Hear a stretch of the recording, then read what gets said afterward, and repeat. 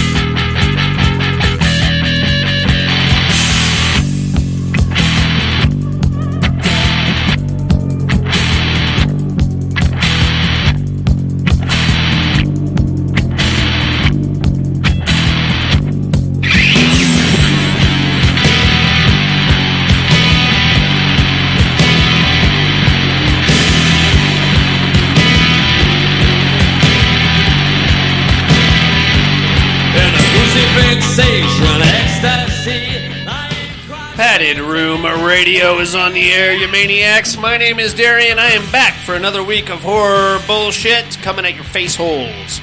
I'm not alone this week. Jason Harrell's in the house. Hi. What's going on, my man? Oh, happy to be back in action. Happy to be back from the dead. Glad to have you, man. It was getting lonely up in here. Good to be here. So, did you get the stomach thing that everybody that's been going around? No, I think I had a cold.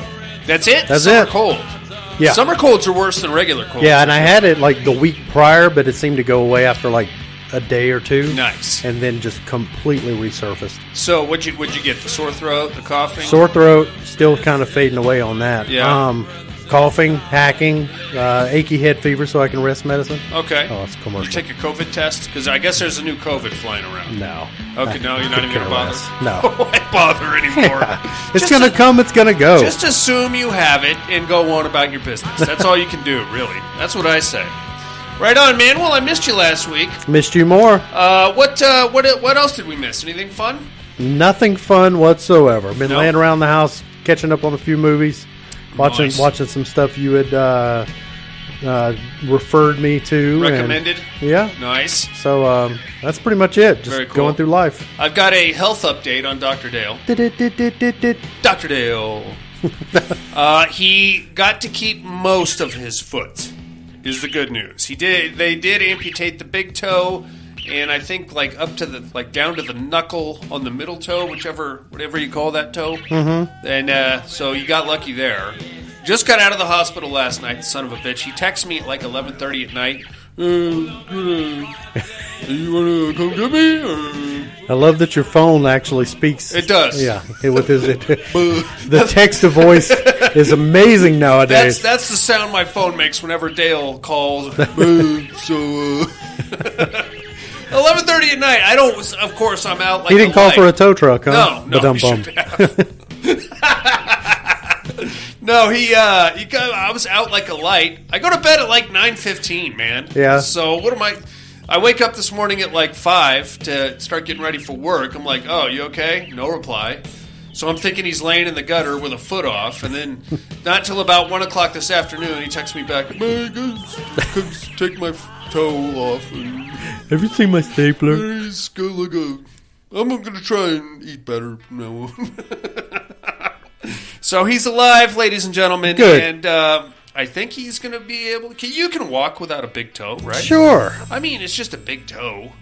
You can... I'm sure other people have lost a big toe. Got plenty to spare. And have been okay with it. Mm-hmm. I'm going to make fun of him. I'm going to make sure that he shows... More so, you mean? Of course. But I'm going to make sure that he shows my kids his amputated toe stump as like a cautionary tale. Yeah. You know what? Too many jumbo jacks... This can happen to you. Yeah, this is your brain on drugs. This is your toe on Jumbo Jacks. Without a big toe.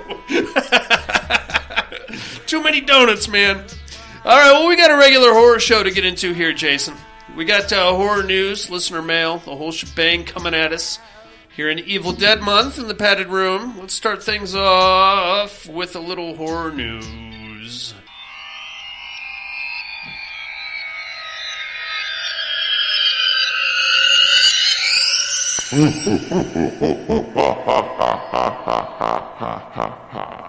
Horror news. Yes, sir. You got anything, my man? Only thing I got, physical media update. 2 of the most exciting bits of information for nerds like me. Okay.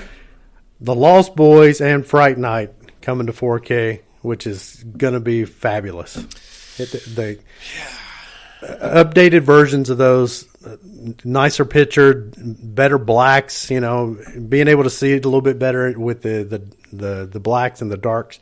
It's going to be so much better. The Fright Night actually comes with a documentary called You're So Cool, Brewster. Yeah. Which I didn't even know that was a documentary. So now, so I went on like a hunt for that. Sure.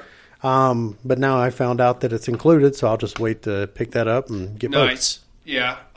Did you see it? I have not seen it. I remember it hitting Kickstarter like 5-6 years ago, and I thought I should probably, but then I never did. Yeah. So there's that. That's cool. It's going to be included. Yeah. Now, recently you expunged the virtues of the Fright Night remake, my friend. Now, Fright Night remake versus original. Original, right? You got to go original. Two completely different I cannot moods. get into that remake. I am sorry. Really? I don't like a brooding Jerry Dandridge. I understand Colin Farrell looks great with it in a wife beater and all that. I can't get into it. You know, I almost see it as two completely different things. I don't even compare. I can't even compare the two. Okay. They're so completely different. Other than names, like they're just so vastly different. Like, I mean, Peter Vincent is not Peter Vincent. No. Jerry is not Jerry. No. Brewster, he's not. Even Ed. Yeah. You know, completely different. Yeah. I just see it as two completely different things, and I have a very specific mood for the original and a very specific mood for the remake. Okay, fair enough. One thing that is damn near impossible to find is any kind of a physical copy of the original Fright Night 2.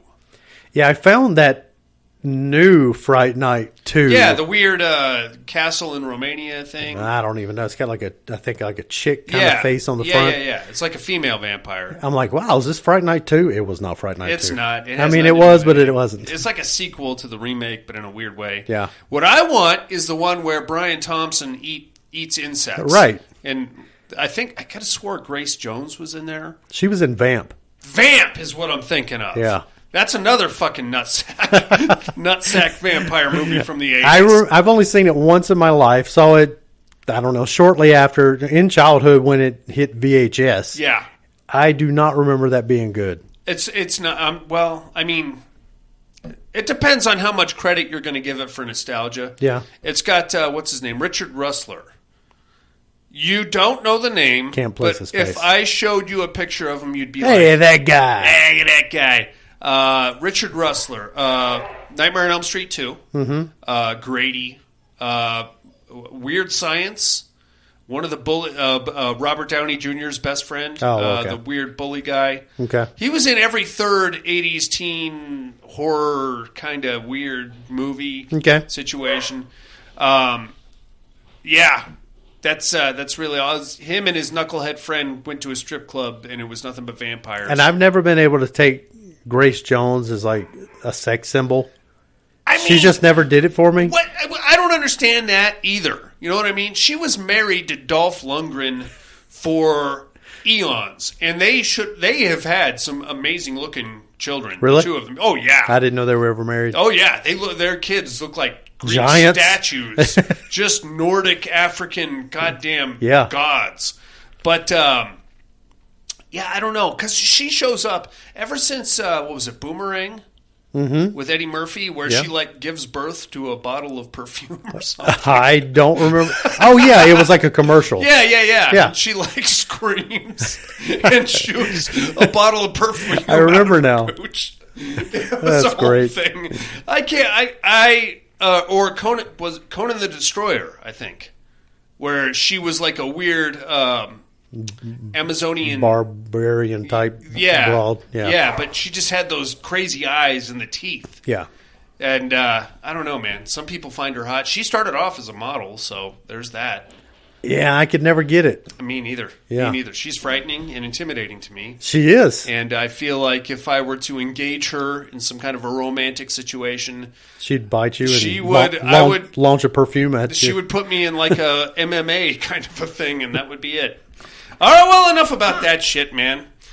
Train to Busan. Yes. You've seen it? I have. You love it. I do. Did you cry at the end? No. Don't lie to me. I did not. Don't you lie to me. I didn't. I could have cried at Peninsula at how bad of a sequel that was. Oh, the drop-off. Americanization coming at us. Oh, boy. It's going to be called Last Train to New York. It has gotten an April 2023 theatrical release date. When they get there, I hope Snake Plissken is waiting. I hope so, too, because he ain't taking any shit from any goddamn zombies. I can think of one example in which the Americanization was better than the original. The rest have been, to my recollection, complete crap. Okay. Can you think of any? I prefer Ring. That was my one example. Oh. Ring over Ringu. Yeah. But I feel like a lot was lost in translation. Martyrs sucked a bag of dicks. Oh, boy. What else you got? The various, The Grudge. Well, I mean... That Grudge wasn't... The Grudge wasn't bad, but when you watch the original Grudge, it's better. It is better. What was that other one? Cairo. What? Or Pulse with, what's her name? Kristen Bell. Don't think I've seen it. Killer cell phones is what it boils down to. Oh, good. Yeah, it's really bad. Well, I mean, it was okay. Wasn't there a remake of... There was like that foreign flick where the old hag is like trying to steal the chick's baby. The Witch? No. It's... Oh, Inside. Yeah. Wasn't there a remake of that? I think that was lackluster. I think so. I don't. If there was, I have no recollection of it. Yeah.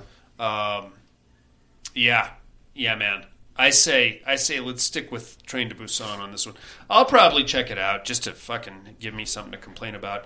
Here's something you're going to be excited for. All right. Are you ready for this? I am. Men. You've got me already. It's Blu-ray in August. Nice. Are you ready for that? Are you going to buy it? No. Don't do it, man. I know you wanted to like that movie. I did, very much so. And there's a lot of it I do like, and I had actually considered it. Okay. Are you going to make the purchase? I'm definitely going to rewatch it. Okay. I did forget 4K Evil Dead 2013? 2013? Yeah, okay. Coming out. Nice. I won't go for an immediate purchase, but I'm definitely going to rewatch Men, and then I'll decide. That ending is so goofy. Fucking dumb. It's fucking dumb. But man, there is so much about that movie I liked up until that point. Yeah, that's the hard part, man. Once that whole cycle at the end starts. Yeah. I remember, like, by our third round of that, I was looking up and down the aisles of the theater, and we're all just shrugging our shoulders, looking at you. I don't know. You tell me. Ridiculous, man. Finn Wolfhard, you know the name? I do. You know the face? He is writing and directing his own horror comedy. Oh, boy. What do you think? Hey, why not? He's got the pedigree. I'm sure he would do better than us. He's got something. It's going to be... tell me about it. It's going to be called Hell of a Summer. All right. No information as yet. There's that. The Black Phone. You've seen it? Yes. So I figured out where I know the Black Phone from. Commercials. No. Well, Where? that too, but no. Did you read the... I read the Joe Hill. I forgot to ask you last time I was here if you read it. I did. Okay. And that's where I fucking computed it, and it came out. There it is. Seen that. Black Balloons, Ghost Kids talking on the phone. It hits on demand this Friday. Oh, cool. What did you think? You went and saw it in the theater, did you? Yeah. What did you think? We really liked it. You liked it? Sarah loved it. Yeah? Yeah. I didn't think there was... so they call him the Grabber.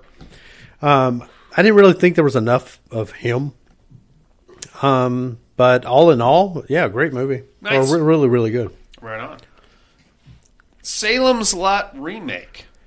You ready for that? I'll take that. It's been moved back from September 22 to April 23. Okay. Release date. I don't even know if I've ever seen the original. I got it, if you want it. I don't think I've ever seen it. There's an original and then there's a remake with Rob Lowe, which is... Ooh. I don't understand the Stephen King made-for-TV television extravaganzas. Stephen King's work is hard. You know what I mean? It's a difficult... There's a lot of things in there that you don't want to think about, but he puts them in there just to punch you in the face. And when I get the making them into movies, I don't get making them into movies to be played on ABC at 8 o'clock at night on a Tuesday. Right. You know what I'm saying? The Stand wasn't bad. Mick Garris, the first part wasn't bad. The original It was pretty good when it was 1992 and we didn't have anything else to go on. Salem's Lot, same thing. You know what I mean? Another 4-hour miniseries extravaganza with like the original Stephen King work watered down to a point where it really boils down to a vampire buying a curio shop. By and large, Stephen King adaptations to movies, TV or theatrical, good or bad? I feel the same way about... That's a tough one, man, because you've got such a wide spectrum there.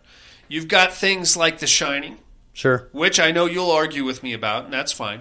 But a lot of people will argue that is close to a perfect film. On the other hand, you have things like The Lawnmower Man, which don't make a fucking lick of sense. You have things like Children of the Corn. Well, I mean, yeah, but The Shining, I mean, that was... Yeah. Oh, that's right. It was... Boy, that was his, huh? Yeah. Forgot all about that. I'll be damned. It shows you how detached I am from that movie. I can tell you right now, you don't care. It's probably better but then you've got what? Is it Graveyard Shift or Night Shift? Graveyard Shift. Graveyard Shift with the rats. Pretty terrible. Yeah. Sleepwalkers, not great. Ridiculous, man. But then you've got some really solid adaptations like Green Mile and Shawshank. Stand by Me. Drama. Yeah. One might argue that his dramas are better than his horror, as far as movie adaptations go. Right. I think you're good as long as you stay away from the made-for-TV crap. Yeah.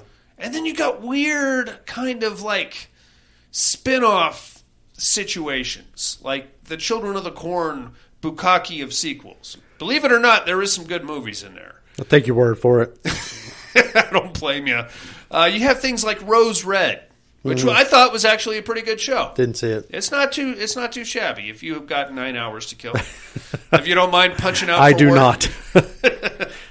All right, my man. That's all we got on the horror news. How about right. some listener mail?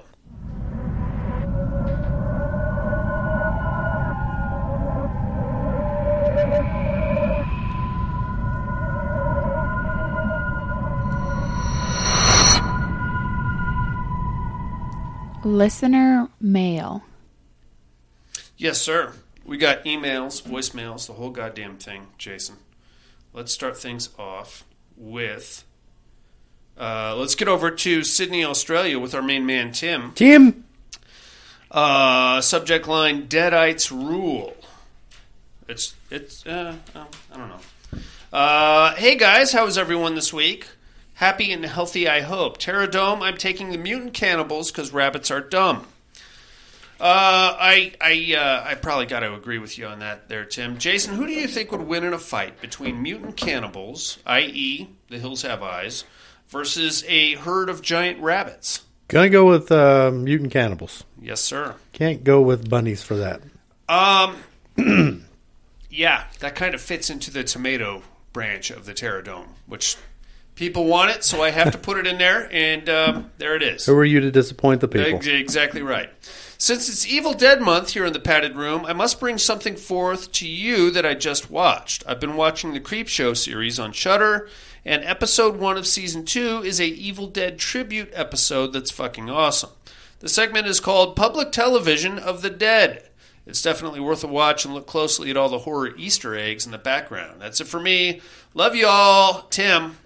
Love you too, Tim. Thanks for writing in, big guy. Smooches. Let's get out to the open road. Here comes Freddie. Subject line, dinner time. Hey, folks. So to answer your question, I have the 4 movies in my rig, and I want to get the series. Terradome vote, I'm debating between being an asshole or not. I think I'll not this week and vote for The Cannibals. Educate, I feel I should know this movie, but I can't place it right now. There's always future opportunities to be an asshole. You can be an That's the beautiful thing about being an asshole. Be an asshole anytime you want, my friend. Time for me to get some rest for the night. Stay safe out there. Cheers, Freddie. Thanks for writing in, Freddie. You're a genius and a scholar and a wonderful human being, from what I'm told. Let's get over to jolly old England. Here comes the horror slut. Cat is in the house. Subject line, bunnies. Shit. I knew there was going to be one.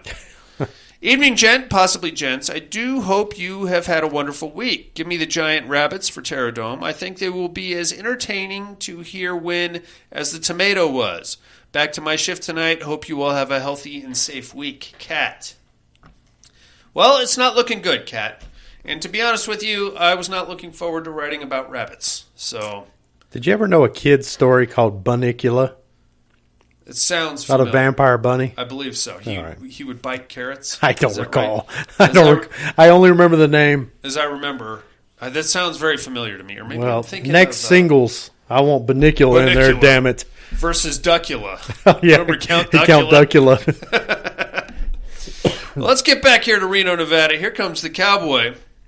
Subject line, I'm an asshole. Ha ha. Well, at least you know it. Evening, padded room. Hope everyone is doing well and made it in tonight. Or maybe Darian finally put googly eyes on the houseplants. Best wishes for Dale and his health. As with Monica and her family and Buddy's mom, I hope things get better for them all. Darian, I might have to see about borrowing those Warhammer books. I've read the first 8, so far I think I grew up with Warhammer 40K. I do get excited when you mention it. I do still have a Chaplain figurine that I need to get around to painting. But that's currently my player piece when playing any board games with the kids. Chaplain trumps the card Monopoly. Ha ha. Jason, let me tell you about this, man. Let me tell you something. So, Warhammer 40,000 is my doofus jam. Yes. As I've stated many times. There is a whole fucking horizon of lore behind this game that just dates back eons. And you are a lore whore. I am a lore whore. So what I am attempting to do, there's like an event that takes place in the universe, and it basically ripples up until what would be present day in the universe where everything takes place and you're playing the board game. The distance between that event and where we are today is about 10 millennia. All right. And that covers about 60 paperback. That's about how long this conversation's lasting. I'm just getting warmed up, you motherfucker. And then, when the sun rose, I was 7 years old. 58 books at last count is how many. Good night. Is how many paperback novels were written in a continuous timeline between, I believe, roughly 30 different authors, and I am on book 9 of this. It takes me about a week to get through 58 pages.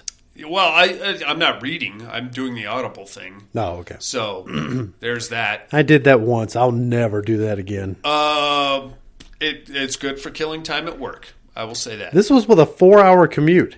Yeah. And still, I'm like, I cannot suffer through this. This is terrible. But I finished. Yeah, well, good man. You did it. That was not Warhammer. That was Atlas Shrugged. Oh, well, see, there's your problem. No, that's got a good point. Ayn Rand, sure. Yeah. It's just dry information, though. Oh, man. Yeah. You need, like, some rape. No, okay. That'll keep you going. Noted. Oh, put his butt in the thing. Okay, see, now you're interested. I'll try to find 4 hours of snuff film next time.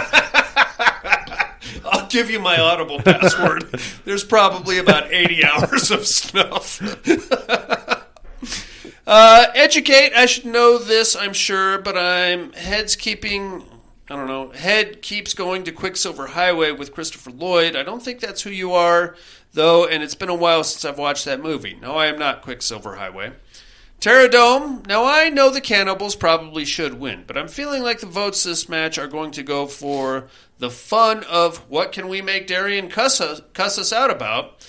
So with that logic, I'm voting for the Rabbits because I'm an asshole. Thank you, and you're welcome. Ha-ha. Well, at least you admit it, cowboy. I mean, there's a lot to be said for a guy who knows he's an asshole. Caught a few movies. The Stairs. The Stairs. I liked it and really enjoyed the lore with the random staircases that people find in the forest, which poses a question to everyone. If you find a random staircase in the woods, are you climbing it? Yeah, I'm going to climb it. I have to. I'm sorry. House on Willow Street. Nothing amazing, but I had fun watching it. I really enjoyed the House on Willow Street. Do you remember that?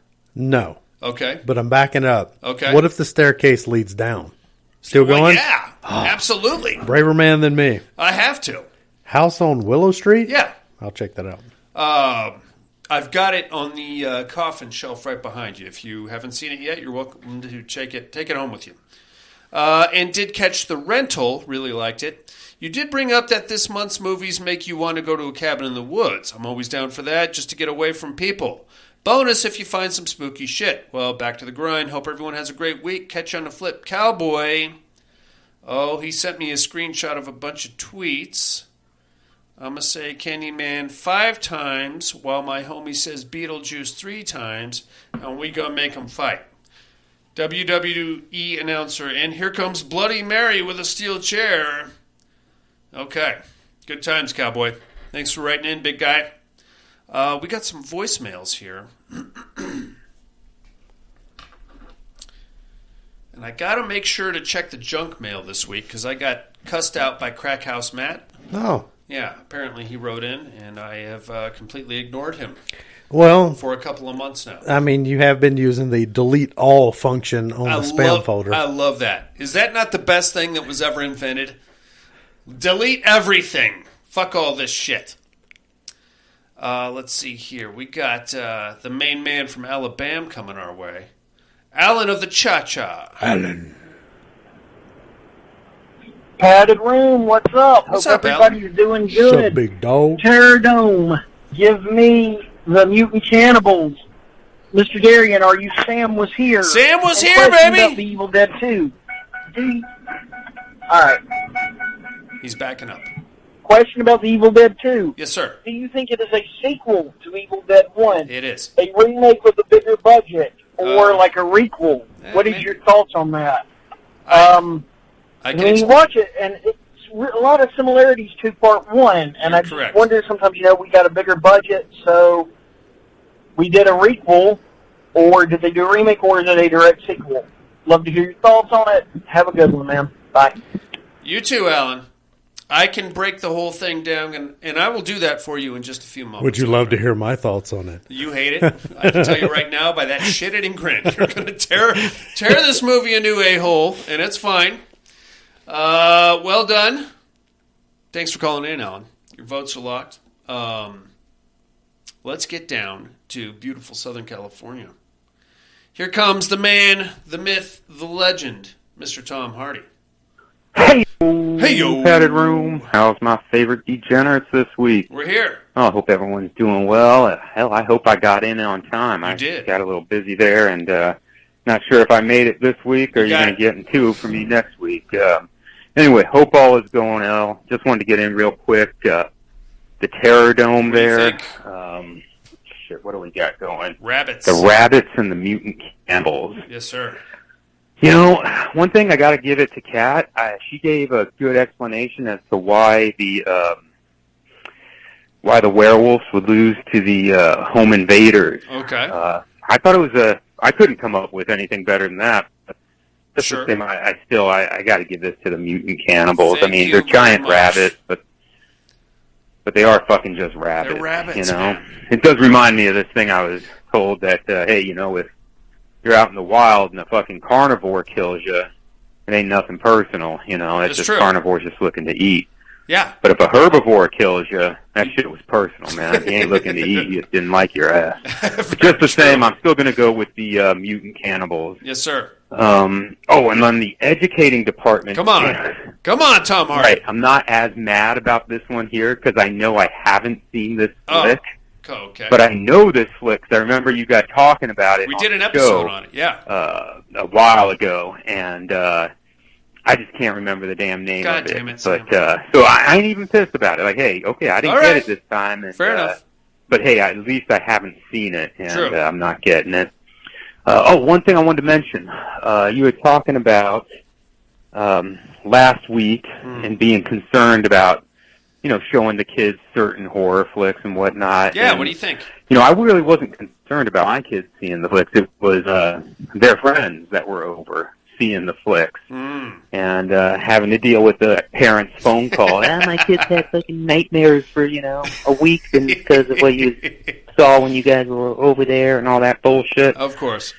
So, yeah, that was my concern. I mean, my kids have sat through Friday the 13th as well. They sat through the Phantasm series, and they've gotten into a couple of things, including one of the flicks I got to watch with them this week. I figured, fuck it, man. There's nothing too nightmarish about Willy's Wonderland, so threw that in. They like the Five Nights at Freddy's shit. Sure. So I was like, I tell you, Five Nights at Freddy's, Willy's Wonderland. Yeah, I know you've seen it before. It's a good flick. It's fun. One of the things I'm having fucking trouble with, I can't get that fucking theme song out of my goddamn head ever since. It's been like 3 days, man. I'm stuck listening, hearing that in my fucking head again. Willy's Wonderland. Oh, wait, sorry. G. Pete, as he is wont to do. It happens. Did you ever see Banana Splits? I have not. Okay. I'm going to do that at some point, though. Yeah, we still like that better than Willy's Wonderland. I'm going to check it out. It's going to be hard to beat Willy's Wonderland. I showed that to my kids. I think we've watched it 50,000 times since then because, once the kids see something, they lock in on it, and that's what we're going to watch now. They also locked in on Army of Darkness. Deacon's got all the one-liners down. Give me some sugar, baby. All that stuff. It's good times. He could pull it off. He could. He called back. Tom Hardy. G. P'd. G motherfucking G to the motherfucking P, boy. Hell yeah. Anyway, as I was saying, I also got to catch this Bela Lugosi flick, The Corpse Vanishes. Yeah. That's not bad. I've seen that one.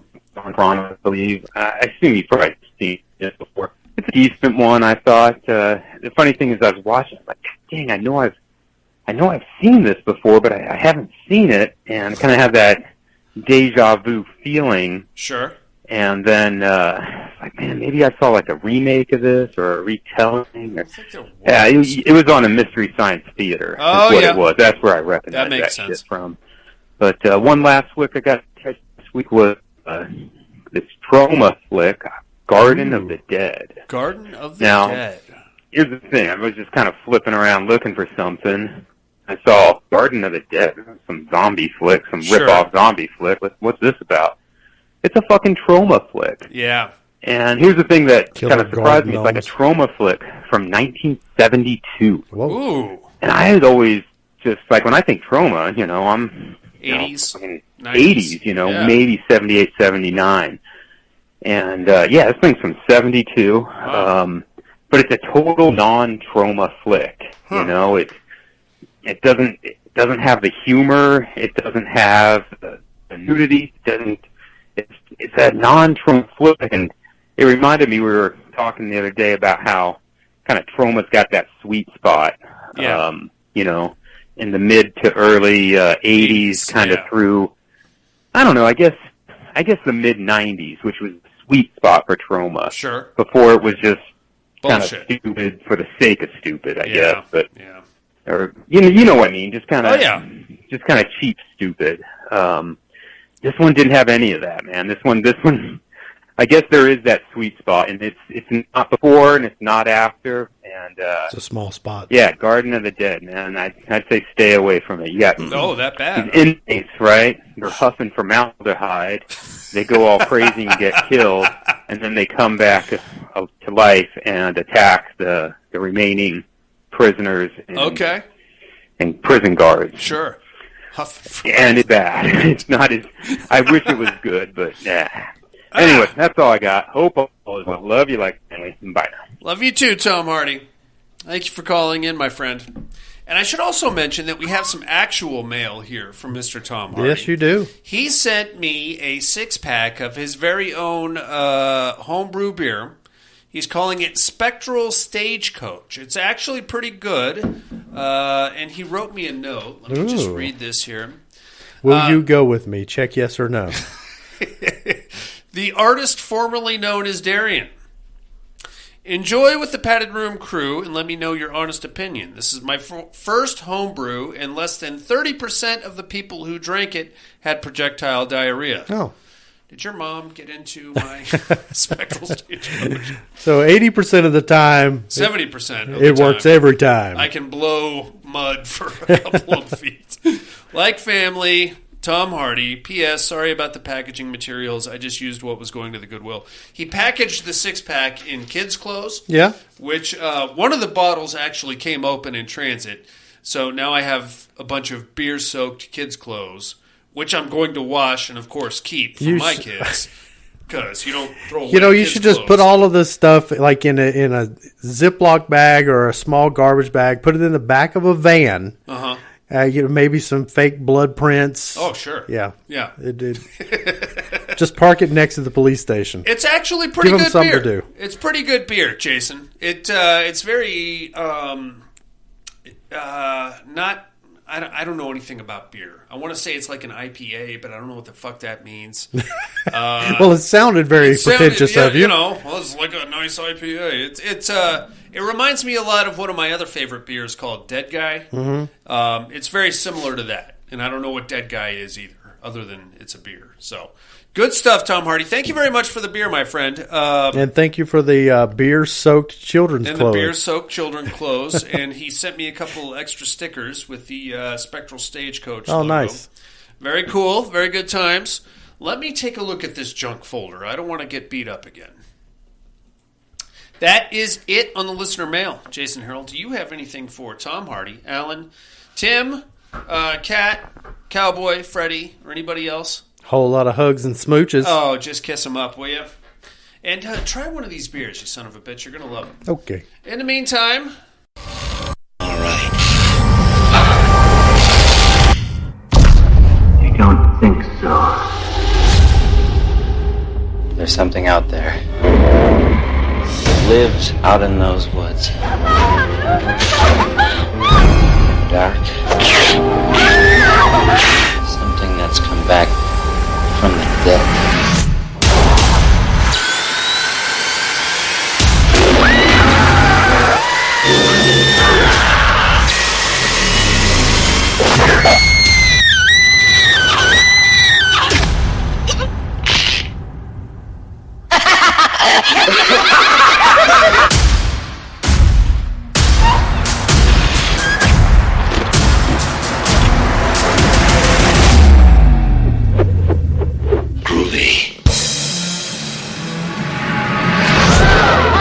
Hello, lover.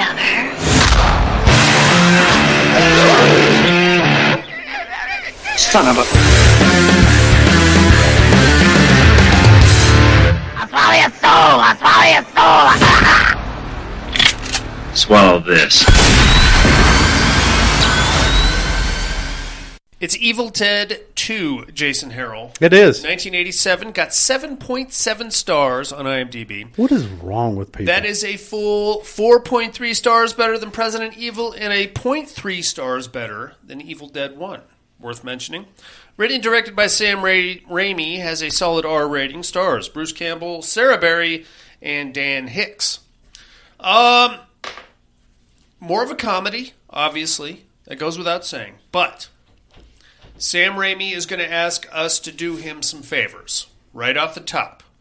Right off the get-go, he's going to be like, hey, man. Can you tolerate terrible movies? You remember that movie I made about 6-7 years ago? Can you forget? Can you scrub that? Forget that happened pretty much altogether, because that's the best way to go about this. Now, this is technically a sequel to Evil Dead. However, there are some omissions and some things. We're going to have to give him a little breathing room as far as plot and characters and settings and other things and just the general mythos of the Evil Dead thus far. I'm sorry.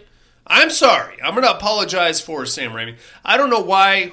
Well, I do know why, but there were some creative decisions here that I would not have opted for.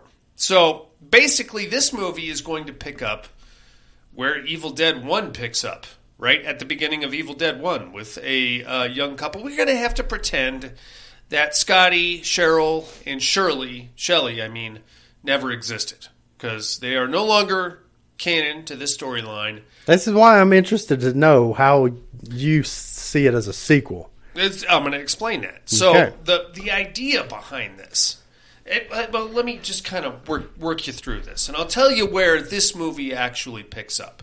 So, you know how at the beginning of some sequels, they'll give you like a quick little flashback of the previous movie? Yep.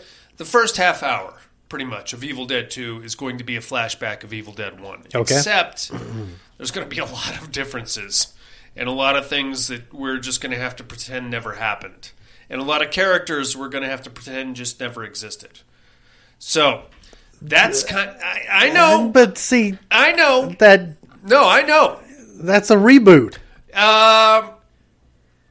Yes and no. Come on. So, like I said, we're going to have to do Sam Raimi a couple favors here. Alan, it's a reboot.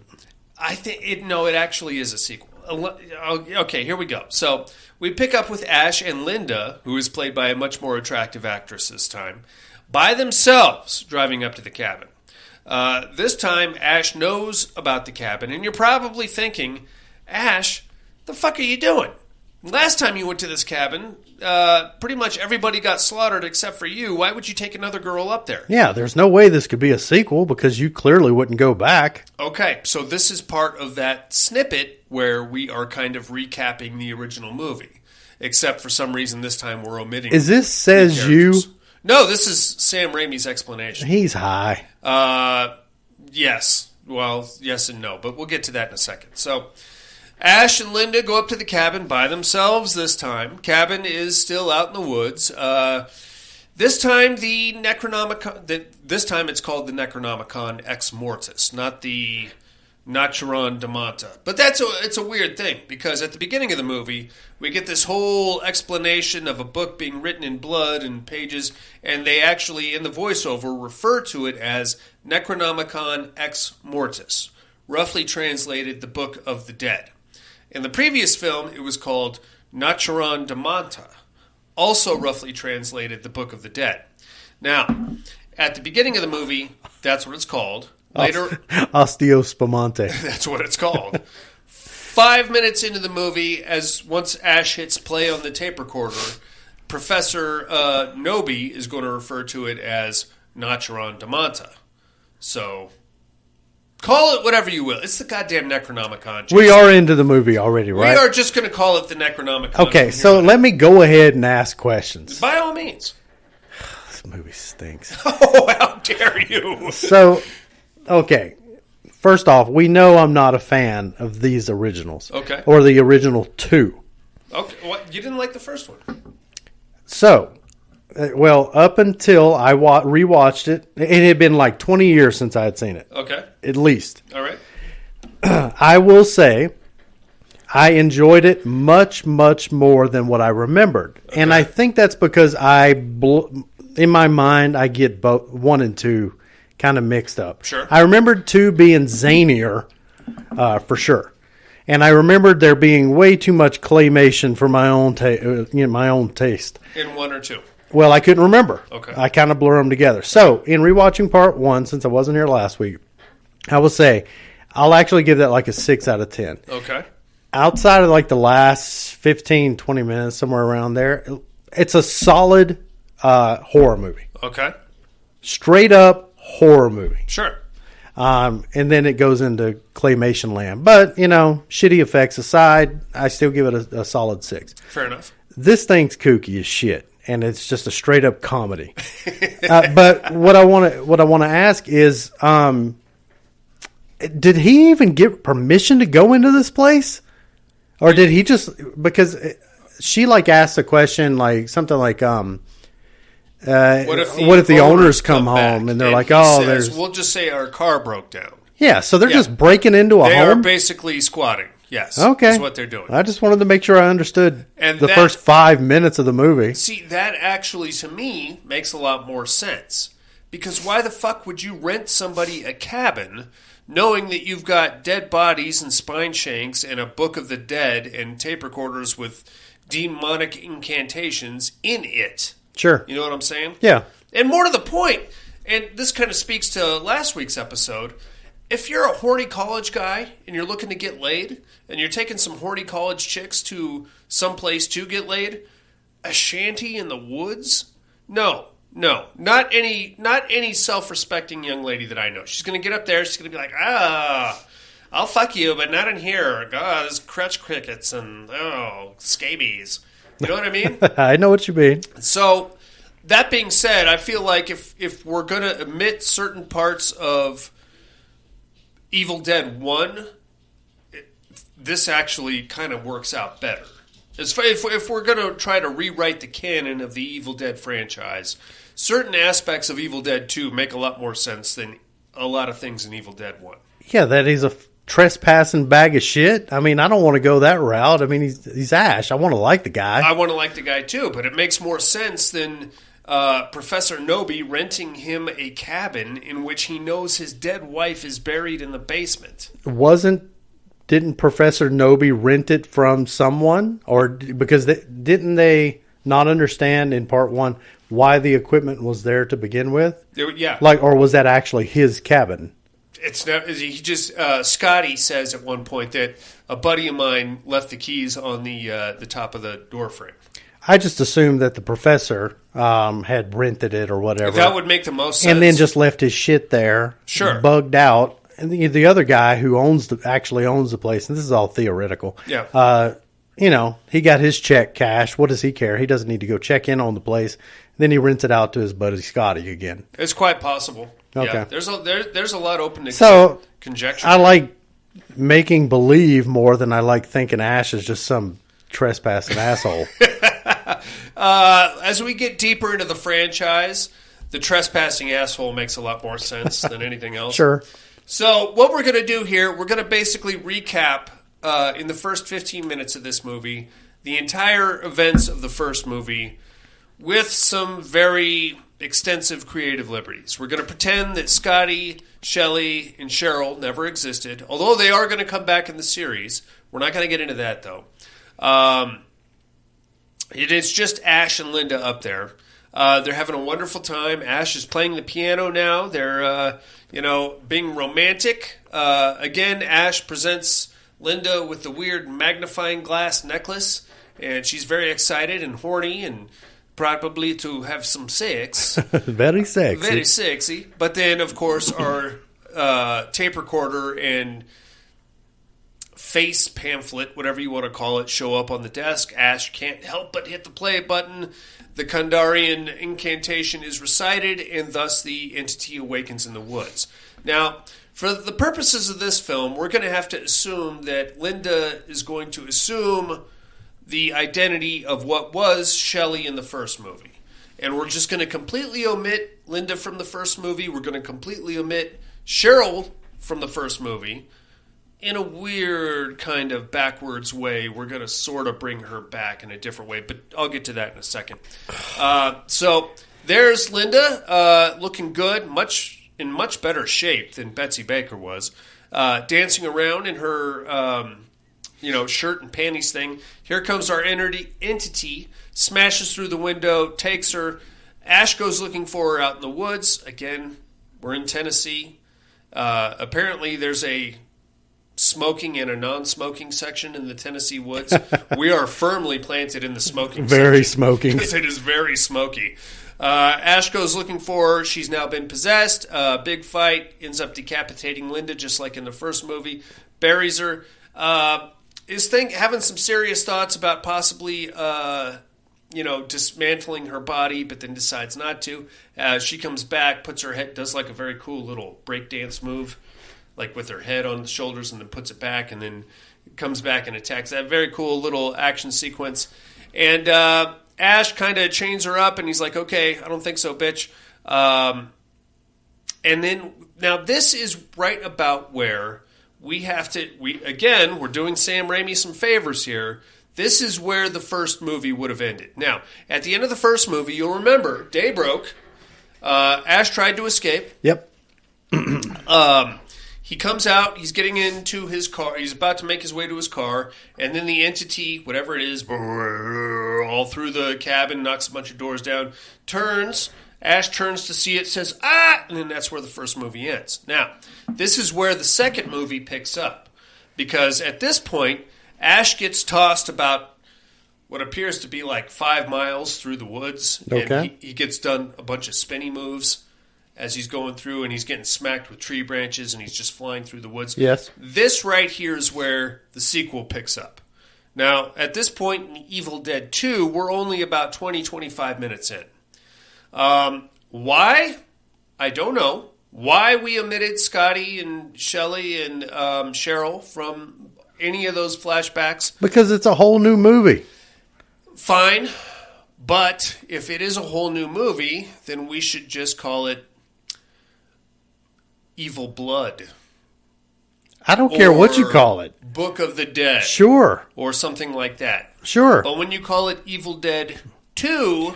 Well, when you call it Halloween 3... You're admitting it's a sequel. See? Right. And hence the anger of the fans. Well, I wasn't angry with it. I rather enjoyed it. Well, the first time I saw Halloween 3, I was upset because I'm like, okay, this is part 3. Right. It's named thusly so. Where's Michael Myers? I get it. I see the frustration. Sometimes the naming is just stupid, or they're just trying to piggyback making a couple of bucks. I don't know. I would argue heavily. I don't give a shit what Sam Raimi himself says. I would argue heavily. There's no way this is a sequel. So this right here, this spot in the movie, this is where we jump into a sequel. Okay. And we have to pretend that we never saw Evil Dead 1, and we have to, or we did see Evil Dead 1, and we didn't see the first 15 minutes of this movie. Because this is where Evil Dead 1 ends and Evil Dead 2 picks up. So you can edit 2 movies together and just say, oh, this is a continuation of this other movie? I wish you could. I wish it was that easy. Oh, jeez Louise. I mean, that would make more sense. But that can't be the argument. Well, I didn't make the argument. Sam Raimi did. He's retarded. Well, then, there you go. Did you see the Spider-Man movies? I did. They're wonderful. God damn it. I liked them till 3. So that's where Evil Dead 2 begins. Ash gets flown like a mile and a half through the woods. He does a bunch of spin moves, crashes into a tree, lands, wakes up. He's possessed now. And then the sun rises, and he gives like a... And then, I guess the sun beats the possession out of him, and he's good to go from there. Okay. Gets back in his car, tries to drive off. The goddamn bridge has been like... It's been like a nuclear explosion, I think, went off. In a bad, bad way. And I sent you... I was watching this movie yesterday, and I sent you a text, and I said, I believe that Bruce Campbell... is probably the William Shatner of our generation. And this scene right here speaks volumes to that, because he gets out of his car, and for a good 3 to 5 minutes, just, no! No, God, no! No, no! Con! What are you doing? Bridge! No!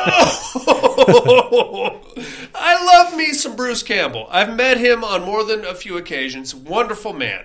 Handsome devil, this guy. He is. Actor. The Crimson Chin. Actor. He's got a very specific skill set as far as acting goes. So okay, well now here comes the entity again, and he's like, oh shit, here it comes. Jumps back in his car, hauls ass back to the cabin, and gets there just in time for, the sun to go down. Linda pops out of her grave, attacks him again, big fight ensues, all kinds of fun shit goes on. This time, her severed head bites his hand. He's like, shit, God, what am I going to do? So he takes the head to the work shed, and there's a weird situation here. Are you familiar with the work shed controversy? No, I mean in life or in this movie. Controversy, if you will. Lay it on me. So here's the thing. You probably didn't notice this, but I'm going to bring it to your attention. As Ash is flopping around with Linda's head, at one point she's biting him like in the webbing between his thumb and his forefinger. Okay. He leans up and says the words "work shed." Those were dubbed in after production because, I don't know, maybe audio didn't catch it or it was weird or sure. Just a weird after the thought kind of a thing. Okay. But ever since then, it's been like a running joke in Hollywood. Any production that Bruce Campbell shows up on, somebody is going to make him say the words "work shed." Oh, that's funny. Case in point, Escape from L.A. Bruce Campbell shows up. Have you seen Escape from L.A.? Long time ago. Bruce Campbell is in it. And the first thing Kurt Russell said to him when he met him was, "Can you say work shed?" Just because the audio in that scene sure. is so out of whack. Yeah. That's kind of a thing. Anyway, he goes to the work shed, slaps Linda's head in the bench vise, and this time, to his credit, he actually does dismember Linda's head. So, good. She's out of the equation. Now, while that's going on, we're going to cut to Professor Noby's daughter, who is just landing Nashville, Memphis, maybe, and she's got, I guess, her boyfriend, or he's introduced as Professor Noby's research assistant. That doesn't mean anything really, but he's a big strapping guy, and he's like, "Hey, you found the lost pages of the Necronomicon from the Kandarian ruins. We just need to put it together with the rest of the book, and then we can finish the translation. Your dad's up at the cabin, but I can't get a hold of him." Okay, great. So they go up there. Of course, the bridge is out, and they come across another couple who is, I guess, coning off the blown-out bits of the bridge. We have Bobby Joe and Earl. Mm-hmm. Now, this is some more controversy here, Jason, and I want your honest opinion. Long-standing argument between me and a friend of mine. Of course, the bridge is out, and the professor's daughter is like, "Hey, is there a way around it?" And Earl is like, "Yeah, there's a little trail that goes around it here. We'll take you to it. $100 is what he says, right? Is that what you heard? $100? I'll be completely honest. Already, at this point in this movie, you've checked out. I am a combination of checked out or watching it at double speed. Oh, stop it right now. Dude, I'm telling you. It's not that bad. Come on. It's a comedy. Okay, thank you. It's a comedy. That's not what I signed up for. Well, you know what? That's not what this podcast is for. It's still a comedy, goddammit. So a friend of mine, Cooper, who is one of our Patreon contributors, insists to this day that what Earl says is $100. Can't tell you. Doesn't make a lick of sense for him to say $100. Yeah. But I believe it's $100. Because why would he say $100? That doesn't make any sense. Yeah, right. that does, yeah. No. So anyway, they agree, and away they go. Now, I was actually playing that part, and I wasn't speeding it up yet, but I didn't hear that part at all. Okay, thank you very much for that. Why would he say that? So very cool. Away they go. They're going to take this little trail. Earl's got to carry Sarah's big fat steamer trunk full of research items. Yeah, no shit. Good for him. $100? I'll pay $100. You carry that. Why is this big elaborate bridge there if you could just take this easy to traverse path? I don't know. Yeah. Well, I don't think a car would fit on the path. Excavator, and you could broaden that pretty easily instead of like building a whole bridge. Well, I mean, seems a bit extensive. I don't know. I'm not part of the Tennessee Planning and Commissions Board. That's true. Sorry. So you can see my issues with this movie are deep, are vast and expansive, down to the engineering, much like the bridge that has just been blown up. What's even dumber about the bridge, and I don't mean to pick this movie apart, but when you watch that scene where Ash is throwing his temper tantrum about the bridge, one side of the bridge is way down here, and the other side is way up here.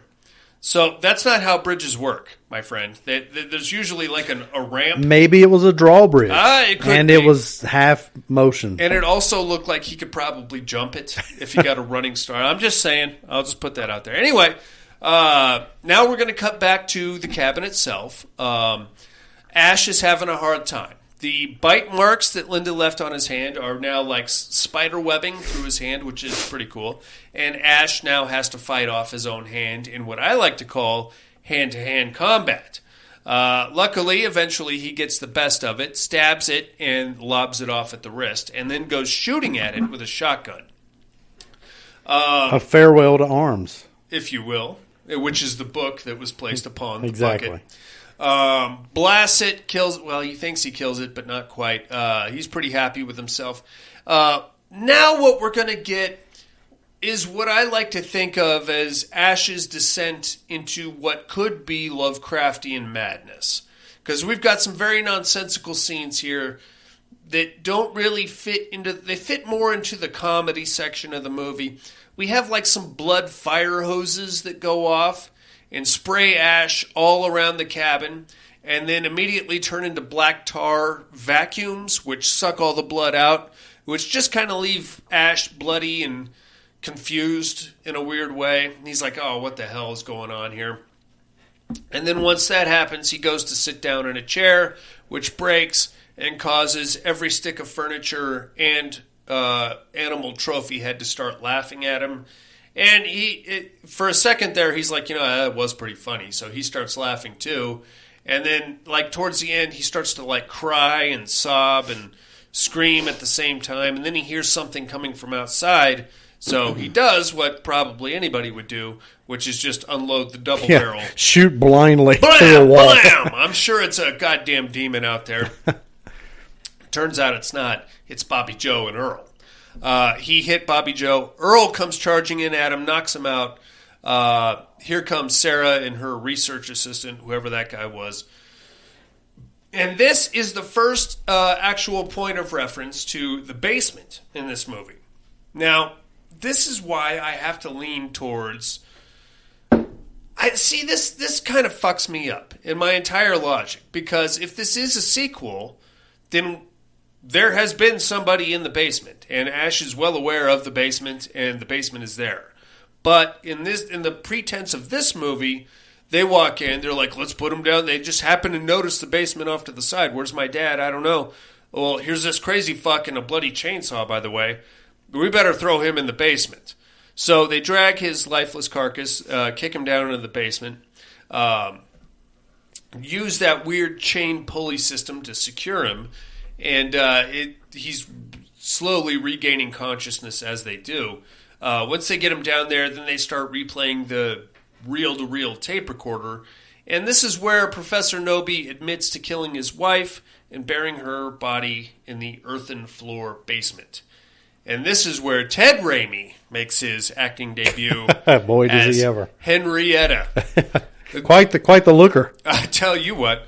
So I went ahead and got the Evil Dead video game. I've showed it to you. Mm-hmm. Henrietta is one of the boss fights. Oh, nice. And she's a bad bitch. Yeah. She'll come swooping down at you. You got to have lots of shotgun ammo. Deal with Henrietta. She comes out of the fucking ground, and she's like,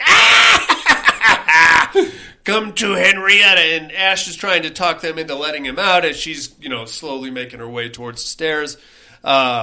Eventually, they let him out, just as Henrietta is about to grab him, and then she grows a giraffe neck and kind of like snakes her way up. Now, we're getting into claymation land. It's 1987, Jason Harrell. I understand that, and I can forgive that. But the thing is that in the first one, so I just looked it up while you were rambling on about this lovely movie.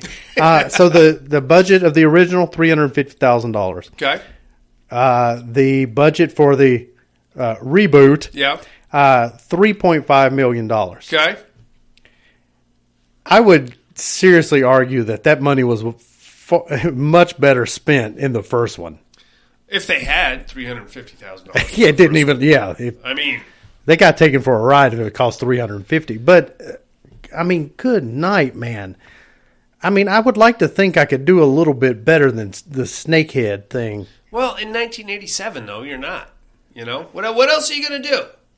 I mean, the snakehead is silly. So what happens is... It's just so over the top. Like, do something practical. Well, that's the point, is that they wanted over the top. They wanted to be ridiculous. A not horror movie. Ridiculous to a point where it's comedic. So she snakes her head up. They slam the basement door on her. They start jumping up and down on it. Her eye pops out and shoots directly into the mouth of Bobby Joe, which I thought was hilarious. Of course you did. But I am a juvenile. Because you are watching a comedy. I am not the most mature man that you know. She gets it out of her mouth. That's great. Jump up and down on it. Just as that's happening, she manages to somehow batter or smash the research assistant to the ground. Now that's fine. Now we're going to cut to a couple hours later. Ash he kind of gives him the rundown on what happened in the Kandarian thing and the incantation. His girlfriend Linda is dismembered in the fucking work shed. As they're having that conversation, the basement door pops open, and this time it's Sarah's mom. And she's like, "Oh, Sarah, it's me. I'm fine. Can you let me out of here? You were born on this day. It was snowing. It's so weird. Let me sing you a little song." And Sarah's having some serious thoughts about letting her out of there. And then Ash is like, I don't think so, sweet pea. That's not how this works. Funny, though, as that's happening, the research assistant, who was knocked out and seemingly okay at the beginning of this scene, just had an ice pack on his head, is now all of a sudden possessed. He gets up and he gives us that famous speech that Cheryl gave in the first movie. "We are what was and will be again. We're going to take you." And this is the funniest part in the whole fucking movie, if you ask me. Because he's floating. I'm just waiting for the point where you tell me this is the scariest or most horrific part of the whole movie. No, I don't think that ever happens. Okay, so go ahead and tell me the funniest part of this comedy. The funniest part is when he attacks, I guess it was Sarah, right? He glides toward her, and as he's doing it, he gives her the magic fingers. I don't know what you call that. It's like I'm gonna get you. I might tickle you to death. It's a lot better watching you do the motion over there.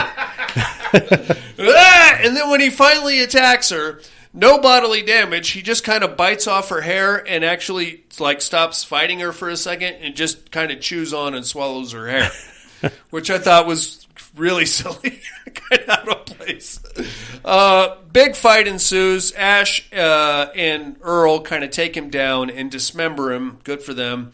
The research assistant is now out of play. Weird, though, in the video game, that research assistant is a playable character. And you can develop him and get him skills and abilities and equipment. Yeah. Well, I don't know what the point is, but so is Scotty from the first movie. And he is arguably the biggest pussy in the entire franchise. Well, you need some more bonus points then. I guess. I don't know. Anyway, that happens. Put him away. Now, at this point, Bobby Joe has been shot in the shoulder. And she's she's hurt, but she's not bleeding out or anything. But she's officially freaked out by all the weird possession shit that's going on. While there's a little bit of an argument. They want to leave, Earl and Bobby Joe. Bobby Joe, after the attack by the possessed research assistant, is like, "You know what? Fuck this. I'm out." Goes hauling ass right out into the woods in the middle of the night by herself. Always a good move. And now, if we are in remake land, this would be the perfect time for some tree rape. And for a second, I thought that's where we were headed, because she goes running out there, trees grab her, start ripping her clothes off. Unfortunately, instead of rape, we just have a Mortal Kombat living forest tree that just kind of shoves her in its mouth. Rah, rah, rah, rah, rah, rah, rah. And that's the end of Bobby Joe. Cut back to the cabin. Earl is madly in love and missing his Bobby Joe very much. So he takes the missing pages of the Necronomicon and throws them in the basement with Henrietta. And he's like, "You know what? I got the shotgun. We're all going to go find Bobby Joe. And then when the sun comes up, we're all going to get out of here together." Let me pause you there. Okay. Excuse me. So if you are working under the assumption that this is a sequel, while she's being felt up by the trees and the limbs and the roots and all that good stuff, she's treated completely differently. If this was a sequel, it probably would have been, she would have been treated in the same way she was in the first one. But since they completely redid how that experience, gets played out, wouldn't you lean more towards a different interpretation, i.e. a reboot? I suppose so. You're probably right in that regard. And that would make more sense. However, the reason I lean towards sequel is because there is a clear ending to where the first movie left off and this movie begins. And that's the only and the fact that it's called Evil Dead 2. But, okay, title aside, but they also just retold the story. So they rebooted the introduction or a portion of the first movie. Sure. And then just resumed from a point. Okay. By that definition, it is a sequel. It's also completely different. So by that definition, it's a reboot. A reboot of the first movie. But still a sequel to it. Man, no way. Man, basically, title aside, you have one reference point that leans towards, and it's loose, dude. Right. But it's not a reference point. It's an ending and a beginning. You follow me? All right. I mean, I'm just saying. I follow what you're saying. Okay. But I am in no way agreeing with you. I agree. No, I agree with you that this is a stretch. Because, like I said, in order to observe this film as a sequel, we have to do Sam Raimi a lot of favors. Tom Hardy, what is the alcohol content of this beer that you gave this man? Beer aside, your wife sent us some Cosmopolitan. Cosmopolitan, and it is Cosmopolitan. I might have to call into work tomorrow. All right. Anyway, so that's where we're at. Earl's like, guess what, fuckos? We're going out in the woods. We're going to find Bobby Joe at gunpoint. They get about 20 feet outside the cabin. Ash tries to attack Earl. Earl knocks him out. Here comes the trees. They're now like full-on sentient trees, and like they're uprooting their roots and kind of making their way towards the cabin. Ash pops up. He's now possessed. Sarah, and we kind of switch protagonists here for a second because Sarah runs into the cabin. She's like, I got to get away from scary possessed Ash. She runs in there and barricades herself in. Earl comes in after her, but he's been stabbed with a tree limb branch or something like that. She drags him inside.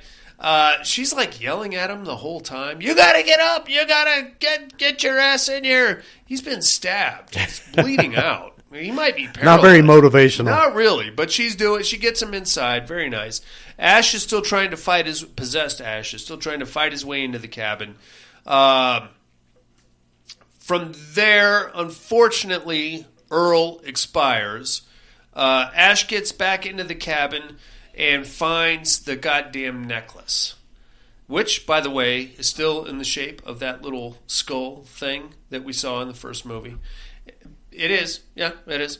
So it's a weird thing. It's like the way the chain lays on the carpet. It's like a cool little skull pattern. Yeah, I remember you talking about it. He sees that, and then that somehow draws the possession out of him, and he's like, I'm all right. But then Sarah comes out, and she tries to fight him some more, and he's like, I said I'm all right. God damn it. Just calm your ass down.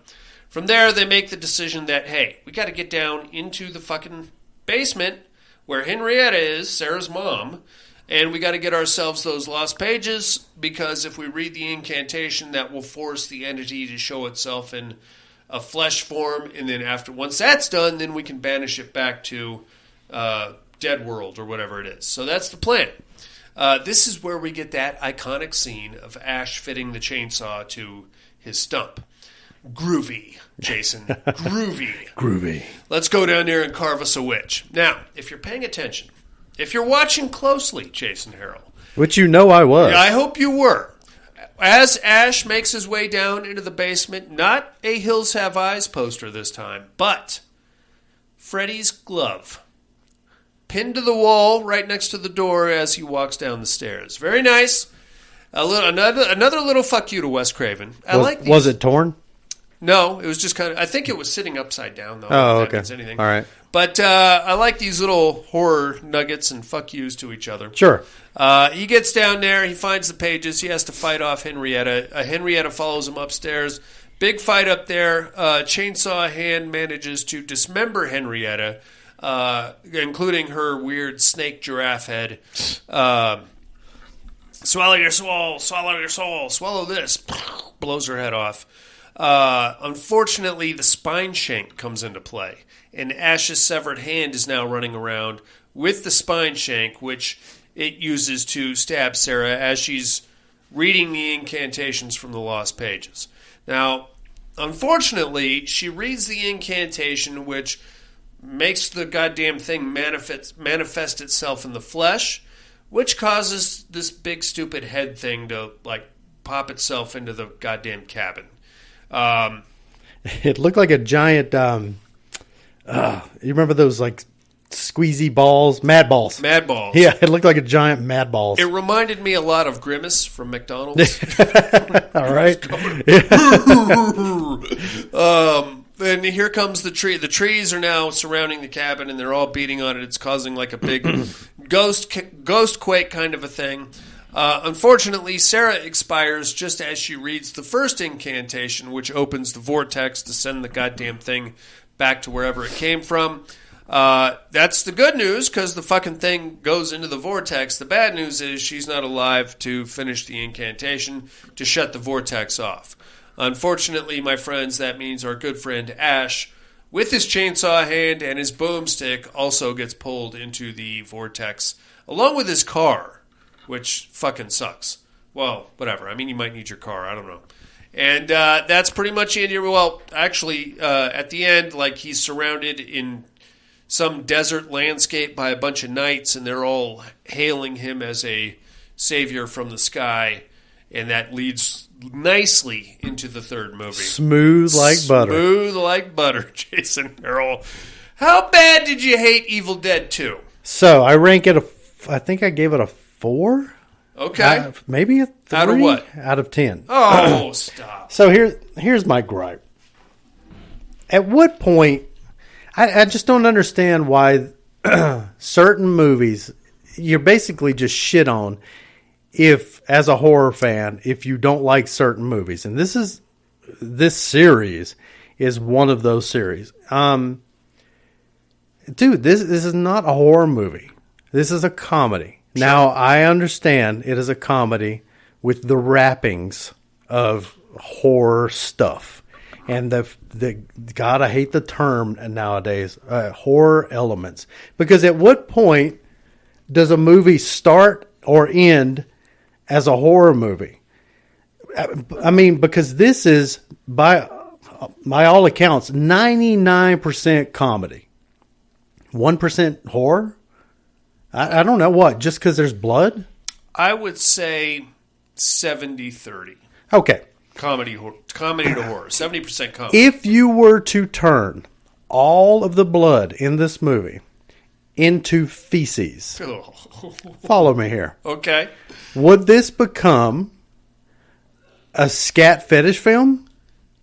I don't think so. Because the blood is basically all that you're using for, like, you know, the horror elements. Not necessarily. A couple of hand loppings. You also have snake worm claymation, possessions severings. In weird books of Necronomicons. Okay, so we've got a scat fetish film where the chick becomes possessed. Okay. At what point is it going to cease to become scat fetish porn or horror or, you know what I mean? Like, it starts to blur the lines too heavily, and you have to lean more towards one thing than the other. Okay. And this is comedy with a slight dusting of horror. Okay. And I mean light, man. This is a Three Stooges bit with a bunch of blood and a bunch of fucking claymation. And the fact that it has a 7 point anything on IMDb with like 80,000 or something ratings makes no sense whatsoever. As a comedy, it's not even a good comedy. Like, come on, man. Like, fuck. Like, I know I always come off as this contrarian asshole And trust me, I get sick of it because it's hard to defend my personal opinions on things. And I don't want to just come off as this old grumpy curmudgeon about shit movies. But the fact is this is not a good movie. I revisited the first one. That's not a bad movie. It ends up being lackluster in the effects, but it's stuck to its guns. Sure. It's stuck to its intent. This thing, its intent was just to confuse, enrage, and it enraged me. Okay. And make people laugh. At that point, it's not a horror movie. And that's why I guess I just take this so personally. I can see that. Because there's so many people in the horror community that just will shit on me, in my opinion, because I say this isn't a good movie. Okay. It is absolutely not a good horror movie. Okay. It's not even a good movie. Okay, I'm sorry, I'm trying to work this shit out in my brain right now. Okay. I am completely removing it from horror now. Okay. I'm just going to assume it is a comedy. Okay. It's not funny. It's not funny unless you're a person that digs on slapstick Three Stooges comedy. That's me. Okay. That's me. Okay, so now that is personal opinion as far as comedy taste. Yeah, absolutely. But I just cannot see this as horror in any way, shape, or form. Okay. Allow me to explain a few things. Please. Let me explain a different perspective, just a different point of view. I hate using the phrase perspective because that feels so social justice-y to me. You know what I mean? I need to explain my perspective. You need to change your perspective. Are you horror-splaining to me? I am going to horror-splain to you. I'm not going to... Now, number one, Jason, I love you. You know that. This is part of why I started a podcast, because I would love to hear other people's opinions. There are movies out there that I fully admit are complete and utter dog shit. Yeah. That I cannot ever not watch. You know what I'm saying? If they show up on my TV, I am now going to have to watch this because I love this movie. I can't tell you why. It's bad. I know it's bad. But I just have to watch it because I love it, because I don't know why I love it. Maybe it's the boobs, maybe it's the horrific writing, maybe it's just so bad it's good. It's just part of my horror DNA at this point. Now, getting to your point, is this a textbook good movie? No, of course not. It's full of plot holes. The effects are cheesy. The fucking acting is over the top. The plot line is full of ridiculous things that, of course, would never happen, and the way these characters interact with each other would never happen in an actual scenario in which this thing happened in the woods, right? Now, to that point, I have to explain to you that, number one, we have to put ourselves in a little time machine and go back to the year of our Lord, Anno Domini 1987. Okay? Okay. Now, at this point, this is by definition a horror sequel. Evil Dead 2. It is a sequel to Evil Dead 1. Even if we already saw Evil Dead 1 and we know we're well versed with the characters and where they should be and where they might be and where they could be after the events of Evil Dead 1. And calling it Evil Dead 2, you're right. It should be a sequel. It is not. Maybe it is. Maybe it isn't. I don't know. Asking Sam Raimi is like... I don't know, trying to get a nuclear physicist to divulge the secrets of isotopes and things like that. Whatever, it doesn't fucking matter.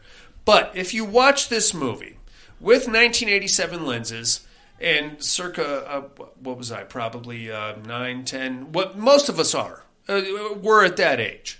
You can watch this as a horror film, a legit scary horror film full of demonic possessions and... people having to lob their own hands off, gratuitous blood and violence, and I don't think there was any boobs in this one, but was there? No, I don't think there was. I don't think so. I don't think so either. But by definition, you have a young couple vacationing in a cabin in the woods. Shit goes awry. Blood and chaos and carnage ensue. Just that blueprint, just that skeleton that I laid out, is a horror film. Now, from there, you can put some more meat on those bones. You can add the slapstick horror elements. You can show 14-year. I can show Deacon that movie right now. He has not seen it, but I could show it to him. He will not have nightmares. He will say, "Ha, I got to get myself a chainsaw hand, and I'll go down and battle the witch in the basement because I got a boomstick, motherfucker." I like to think that he would not use the MF word, but that's the joy that this movie brings to us. Now, I'm not saying you're wrong, and I'm not discounting your opinion by any means. You're entitled to your own opinion. And I am absolutely not, I am not trying to shit on anybody's love of this movie. I just can't wrap my head around, I guess, the attack that so many people who do not perceive this as a horror movie, or people that just don't think it's a good movie, we really get shit on. It's just like the Shining conversation we've had countless times. Like, if you don't like the Shining, you're basically treated as a know-nothing bag of shit in the horror community. Now, at the same time, look at Rosemary's Baby. You can't stand that movie. Of course. But if you look at the numbers of it, the ratings and things like that, sure, and all of the upper echelon of horror purists and all of this fucking hoity-toity shit, sure, they'll say, "Well, you clearly don't get it because you just are stupid. Right. And you can't see this higher brow, thoughtful horror." Yeah. Well, maybe I just think it's boring and pretentious and stupid. That's fine. So it's perfectly fine. You're entitled to your opinion. But man, do I get shit? Not when I say I'm saying it collectively. We who do not really care for this movie really get dumped on. Okay. I had a guy really get pissed off at me when I talked about the 2013 remake and how much I really, spoiler alert, really loved that movie. Sure. That's a fucking horror movie. I agree. And he said, well, it's nothing but like blood, like a blood fest and torture porn. Okay, this part 1 and part 2 has blood constantly. Mm-hmm. There's no difference. Not really. It's just in the delivery. Sure. But as far as like, excuse me, okay, the assaults and the bloodshed and all of that stuff and the possession, they're kind of the, same movie, just different themes. Right. One heavy on the comedy, one no comedy.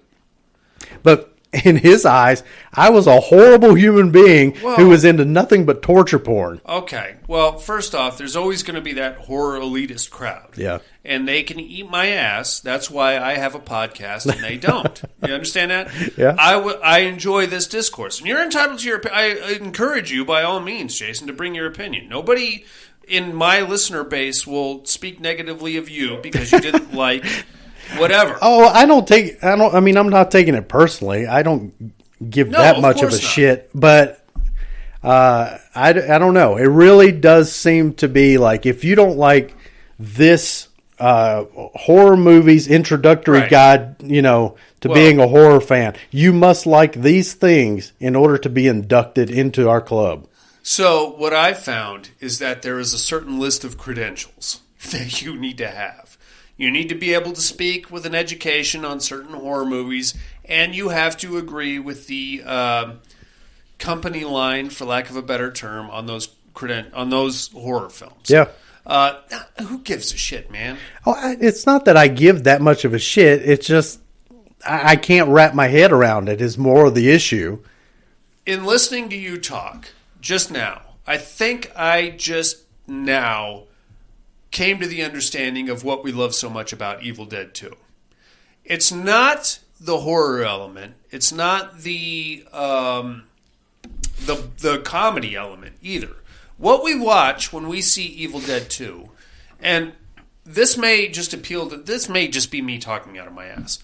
What we're watching with the trajectory of the character of Ash is the rise of a hero. Mm-hmm. He shows up as a college kid trying to get laid. He gets driven to the point of absolute madness and rises to an occasion that we all like to think that we would rise to. Am I going to cut my fucking hand off because I think it's possessed? No fucking way, man. I will bandage it up and wrap it up and handcuff myself if I have to, but I'm definitely not going to lob it off. Am I going to attach a chainsaw and go do battle with an undead witch in the basement? No! I'm going to go hitchhike through the woods. And I'm down with all of that. I just don't like the fact that, you got to throw in these, doink, why you, That's next movie. which I actually like. But the next one, in no way, shape, or form is that even remotely horror. That is pure comedy. Of course. But by that point, I've come to a point of resolve. And I go into it like, Ash is fully developed into the Ash that we love. And that's what I'm saying. It's the rise of our hero. But if you don't know Army of Darkness is there, if you haven't seen it, and you don't know it's coming, this part 2 is just this collage of kookiness. A guy who is over the top acting, zany, Three Stooges shit here, but at the same time lobbing off his arm, doing a groovy. It's like the smorgasbord of things I can be down with, but I think the things I'm down with rely on the fact that I've seen part 3. Sure. Right. If I didn't know that was coming, I'm just left with a comedy that it's got way too much wasted budget. I would agree with the wasted budget, but I don't. How much does clay cost? I don't know. I don't know about the wasted budget. That might be money well spent in 1987. Sure. But at the same time, I think if you just watch the trajectory of Ash, take from him what you will from the first movie. In the first movie, he was a fucking pussy, man. Yeah. He was the guy in the corner watching Scotty do the dirt. Yeah. What am I gonna? And then not until the very end does he rise to the occasion. Yeah, you really only had one brave person in that movie. That was the chick that went off into the woods at nighttime. I'm not going out there. I ain't going out there, especially in a goddamn bathrobe, Jason. I'm going to get my butthole plugged. But more to the point, watching his trajectory now in this movie. In this movie, like I said, he starts off as a horny college kid. By the end of the movie, he's got a fucking chainsaw hand, and he's ripping some fucking assholes in the basement. He's carving people up and, all that stuff. That is the rise of our hero. Now, did we take a very slapsticky, extra bloody, possibly, definitely comedic path to get there? Yeah, of course we did. Did that take away from the horror elements of the movie? Exactly. Yes, it did. There's no argument there. But more to the point, following Ash on that road, watching him laugh at himself as the fucking furniture and the desk lamps are making fun of him, taking him to the point where he himself comes out of the mirror and says, "Hey man, you just cut up your girlfriend. I don't think we're okay right now," but then comes back and rises to the occasion and becomes our hero. I think that is what we connect with. And I'm not discounting your opinion. By all means, you're right. This is a very, very silly movie. But I think that is our as horror fans, that is our connection. Because up until this point, we had nothing but an impacted colon full of Nancy Thompson, Laurie Strode, sure, the various Camp Crystal Lake girls. Yeah, but we had also had American Werewolf, The Thing. Sure. You've got some solid movies. You've had The Exorcist. Sure. Now, may I explain the difference? Sure. Those were heroes at the start of the movie. R.J. McCready, he came in looking to kick some ass. He's just waiting for some asses to kick. Same thing with Father Merrin from The Exorcist. He showed up with his fucking thing and with all of that. He was ready to go. This is a college kid, man. He's just wanting to get laid. And then through the fire and the tribulations and the possessed hands and all that, he rose to the occasion. Now, is that what we're going to do? No, of course not. I don't know why it triggers me the way it does. By all means. I really don't. Enlighten us. I guess that I just because of how beat over the head we get if we don't like these fucking movies. And this is one of them. This is one of them that is just constantly mentioned. I was just listening to another horror podcast a couple of weeks ago, and it was like this big, like, you know, kind of bracketed thing to kind of get down to, you know, what the ultimate horror movie or franchise or something like that was. I know exactly what you're talking about. And I'm like, wow, you know, it's because it is so subjective. Sure. But then, heaven forbid, you're the outlier. By all means. Well, sure. I know. I understand that, but that's within the confines of this room. Sure. And by the vast majority of horror listeners, fans, watchers, and stuff like that, most of them are so quick to shit on people who don't like certain things. And I really think there's a thesis to be written about why that is. It's the in club. There is, like I said, horror credentials. I don't know if it's because horror dorks are kind of, you know, these outcasts, you know, in a lot of ways to begin with. So it's kind of maybe it's their way to have self-perceived dominance over different people. We're getting into basement territory now. Yeah, but you get where I'm coming from. I know exactly what you're talking about. I think that's why it triggers me the way it does. It should. It's just because of the way people shit on people who don't like this movie. I don't care for this movie. Which is fine. I'm not saying you have to. I know that, and I love you for it. I love you for not liking this movie. We got to take a break, Jason. Shit.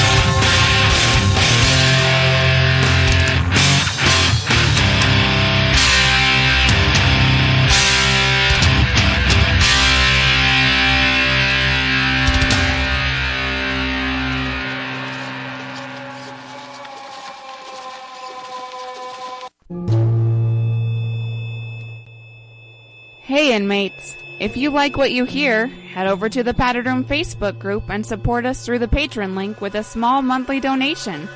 Check out the T-Villain link at paddedroom.podbean.com and grab some t-shirts. Thanks for listening and enjoy the rest of the show. And we are back, Jason. Are you on? Now that I've turned my microphone on. Now we're back, Jason. I am interested in horror opinions, my friend. And I'm glad to have a discourse on what is good and what is not good by our personal opinions. Sure. Case in point, have you ever seen a movie called Dracula 2000?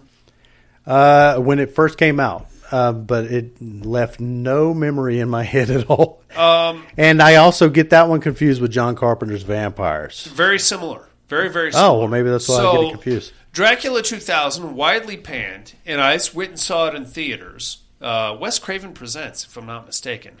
Gerard Butler as Dracula, starring Omar Epps, Doogie Howser, MD. Wow, I don't think I've ever seen this, because that's not ringing a bell at all. It is, but this was before he was Gerard Butler. He had like a mullet kind of a thing going on. I remember seeing it in theaters and thinking, this is the dumbest fucking shit I've ever seen in my life. And then I listened to a podcast run down its various virtues. I watched it again.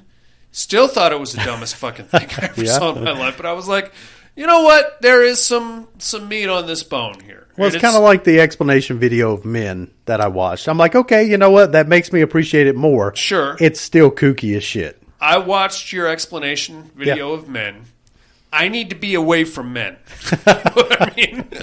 I need to. I've seen it. I didn't care for it. The ending really fucking wrecked it for me.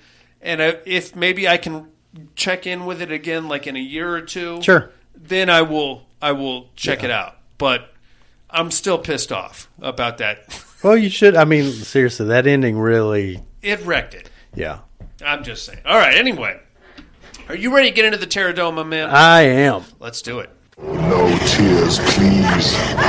It's a waste of good suffering.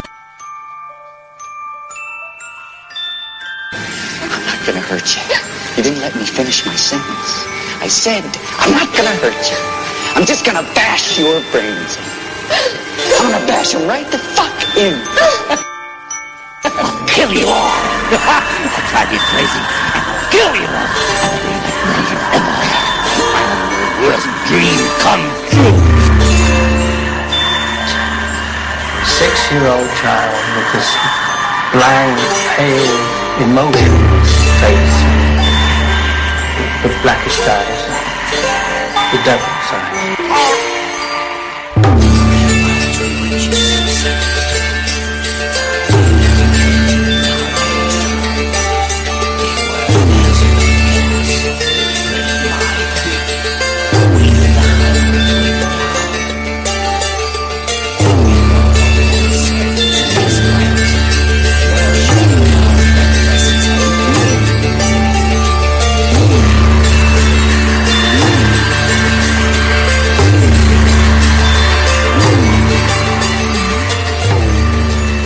Welcome to the Pterodome. Let's start things off with last week's winners, Jason Harrell. In last week's competition, we had the mutant cannibals versus the rabbits. Rabbits came in droves, following the homesteaders into the mine shafts. That would be the end of the radiated rabbits as the tunnels collapsed behind them. The mutants would eat well for weeks following that traumatic event. With a vote of 10-4, the mutant cannibals advance over the rabbits. Jason? Color me surprised. I can think of two horror movies that involve rabbits. Night of the Lepus, not very good. Beaster also dumb as shit. I'm sure there's a scary rabbit out there somewhere. Twilight Zone, now that I think about it. Didn't that have like a rabbit in the hat kind of a thing? Don't remember that one. I could be wrong about that. I remember a crazy rabbit being pulled out of a hat and it having like foaming teeth or something. I don't know. I don't remember. Anyway, there you have it. Let's take a look at this week's matchup, shall we? Let's do it.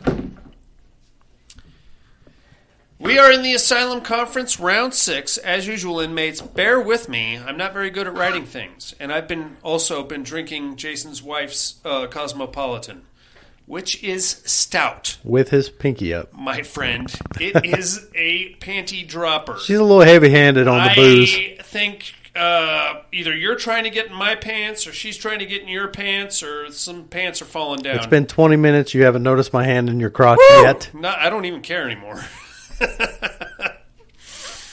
If they hadn't been completely isolated themselves, they might have known what was going on in the world. If they hadn't been so busy killing and eating anyone that came along that lonely stretch of West Texas pavement, they might have heard their stories.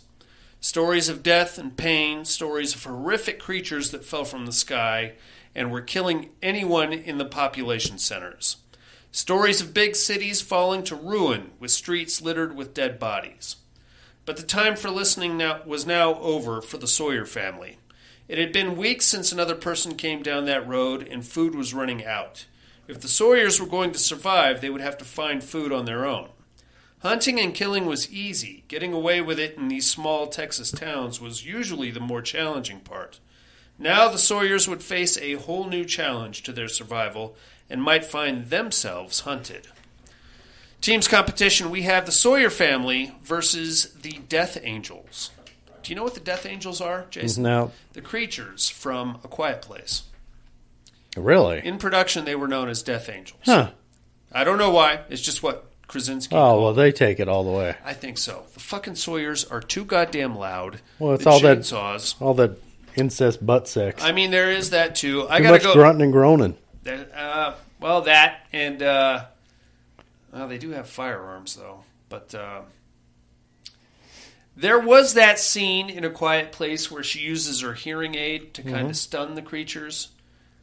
I don't think they can recreate that with a chainsaw. Did you ever see part 2? Most of it.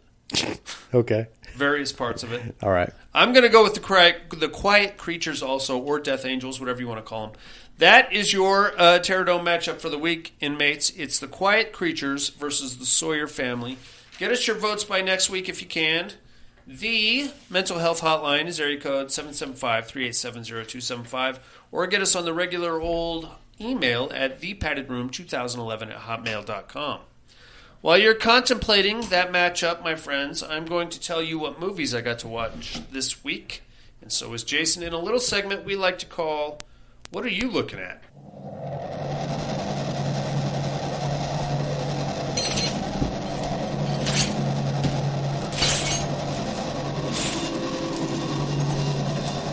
What are you looking at? Dude. You. How about The Black Coat's Daughter? Have you seen this one? Nope. You've not seen The Black Coat's Daughter? Honestly, I think I started it and didn't finish it. Amazing. I love it. Bleak. You've seen that before, though, right? I have. It's one of my favorites. Bleak, drab, depressing. Still talking about the movie or my life? Both. Oh, okay. Mostly the movie, though. Okay. I guess you call it a possession movie. I don't want to, if you haven't seen it, I don't want to spoil it for you. But God damn. I'm pretty sure I've seen it all the way through. Emma Roberts, Kiernan Shipka, girls' school, weird thing happening with the furnace. I 100% have seen this. Goes on to... Yes, I have absolutely seen it. Bad motherfucker, this one. I didn't realize it, but this one was actually written and directed by Anthony Perkins' son, Osgood Perkins. This is Osgood? Osgood. Nice. Anthony Perkins had 2 sons. Both were involved in the production of this film, Osgood and Elvis. Fucking rock on. Right? This is a bad motherfucker, man. This is everything I love in a horror film. This is a movie that is intended to disturb and bother you. Yeah, I can't really remember it very well at all. I do see I logged it at a 6 out of 10, so I must have liked it pretty good. That sounds about right. It's a great show. I watched that. Also watched All Hallows Eve. Mm-hmm. I heard another podcast talking about Art the Clown. Yeah. So I said, why not? I'm gonna do a deep dive on Art the Clown. I got All Hallows Eve. All Hallows Eve 2. You had never seen those? I have. I just wanted... It's been a long time, so I thought I would invest And I have Terrifier sitting on my shelf over there. No, that's a good movie. It is. And All Hallows Eve was not bad. I've not seen either of these. Anthologies. Okay. Art the Clown kind of weaves his way in and out of the various tales and in the wraparounds. Not bad. Especially the first one has a very 90s vibe to it. Is he in both? He is. Okay. Yeah. I don't know that they really play into any kind of mythology or backstory of Art the Clown. Yeah. He is in them. He fucks some shit up, as you would expect him to do. Very cool. I haven't watched the second one. I think I've seen it before, but I don't immediately recall it. I watched that, and I just so happened to wake up the other morning, probably about 5 o'clock, and The Changeling was on from 1973, starring George C. Scott. Have you seen it? If I have, it's been too long. I can't recall it. It is a very highbrow horror film. Doesn't it have like a twist, like right at the very end? Kinda. Is this to do with the daughter? Son. Okay. Supposedly based... Dead son? Yes. Okay. Supposedly based on a true story. George C. Scott moves into a haunted house. You find out that a very upstanding local politician is a quote-unquote changeling, i.e. Okay. So without ruining anything, a very rich family was set to inherit even more money from some in-laws, but in order to do so, the money was going to go straight to the grandson once he turned 21. The grandson was born with a bunch of infirmities and died when he was like 16. Mm-hmm. So they basically just buried his ass in the backyard, went and adopted an orphan, called him the grandson. Oh, shit. And thus the changeling. Yeah, okay. Said switcheroony grandson went on to a very illustrious political career, and now the ghost of the real dead grandson is haunting the house that George C. Scott just moved into, and chaos ensues from there. And he's got. I'm confusing that with a different movie where I think it's a dead daughter, husband and wife, around the same era, I believe. They have a dead daughter. I think they're trying to. Maybe the wife is convinced that she's a ghost in the house or something, and then, like at the very last moment, it's revealed that yes, the ghost is actually a thing. I think you're thinking of Audrey Rose. Nope, definitely not Audrey Rose. Okay, but it's okay. All right, it sounds very Audrey Rose to me. Yeah. All right. That's all I'm looking at this week. Jay, what do you got? Well, I haven't been here for a while, so here, I'll blast through this real quick. Vampire's Kiss, Nicolas Cage, 1988. Woo! This was not good. A, B, C, D. I mean, it's fine for what it is. I thought it was going to be a comedy. And this is... Is it not? Well... It is. I thought it was going to be a different type of comedy. Okay. It's a very dark comedy. It is bananas. Yeah, it's fucking crazy. Watching him be a vampire underneath, just like using a sofa as as his coffin is hilarious. Choose or Die. I'd never seen that. That wasn't bad. Not too shabby. Yeah, it was fine. I liked what they did with the video distortion and the rewind and all that. Yeah, sure. It was decent. Hard Rock Zombies, thanks to you loaning it to me. What'd you think? It's about a 4 out of 10. That's better than anything I could hope for. You know the best part of that whole movie? Huh? Their songs. Not bad, right? It's pretty good jams. Too shabby, yeah. Like the love ballad, especially. Yeah, I like that, and I like. Obviously, it just goes completely off the rails. Yeah, with totally. Hitler and all the other nonsense. Man, does it go crazy! Like you were right, it really has everything. Whatever in there. you want, it's in there. The Long Night. Oh, Home Invasion. Yeah. What'd you think? That was good. I liked it. I like that. I gave that a 6 out of 10. Sure. That's kind of in my wheelhouse, though. Yeah. I rewatched Waterworld. Why? I wanted to remember if I liked it or if it was as bad as everybody claimed. And I actually enjoyed it. My only complaint with that movie, and I think this is why I hate Blue Velvet so much, I just don't like Dennis Hopper. Because Dennis Hopper is Dennis Hopper in every movie. Pretty much. Yeah. Yeah, he's the same dude in Speed. Yeah. I mean, he is Dennis Hopper. He's the guy from Easy Rider. Yeah. I don't know why that movie flopped as bad as it did. I don't know if it was because it was just so elaborate in the budgeting. The budget was and then bananas. it just didn't recoup its losses. It could be. Because it's not terrible by any stretch. Everything, Everywhere, All at Once. That is a good movie. Oh, you haven't heard of that? No, it sounds familiar. It's a new A24 flick. It's a multiverse type movie. Oh boy, it's good. Okay, this is what like a Doctor Strange should be. Woo. This is a really good movie. All right. Beavis and Butthead Do the Universe. Sure. That's fabulous. Sure. Rewatch Prince of Darkness. It had been a very long time since I've seen that. That is probably to this day my favorite John Carpenter movie. I rated it decently. That's 6 out of 10. It's a little bonkers at times. There's a lot that doesn't make sense. There is a lot going on. There is. But it's got a lot that I really like. And I can't think of a single thing other than Donald Pleasance right now. Let's see. North by Northwest. I had never seen that. That was actually really good. Yeah, it is. Love at First Bite. George Hamilton? George Hamilton, right? 1979. Yeah, so what Sarah and I are what we're trying to do is build up this is the 31 for 31 that we're going to do in October. Okay. And we definitely want some lighthearted vampire movies in there. Sure. That's why we just got through watching Once Bitten not too long ago. That's the Jim Carrey one. The Jim right? Carrey one, yeah. The Accursed, which we'll talk about in a bit. Yeah. And then the best thing I've watched in a very long time that nobody else will like, even though it's rated insanely good, it's called Evil Dead 2. Oh, no. RRR. You can find it on Netflix. It is not a horror movie. Okay. It is a Hindi movie. You have to read the majority of this movie. It is batshit crazy. It's 3 hours long. It's everything you think about it, like an Indian movie or like a Bollywood type movie, choreographed dance scene included. But it is bonkers. It is visually stunning. It's a great story. I mean, I cannot blow this thing hard enough.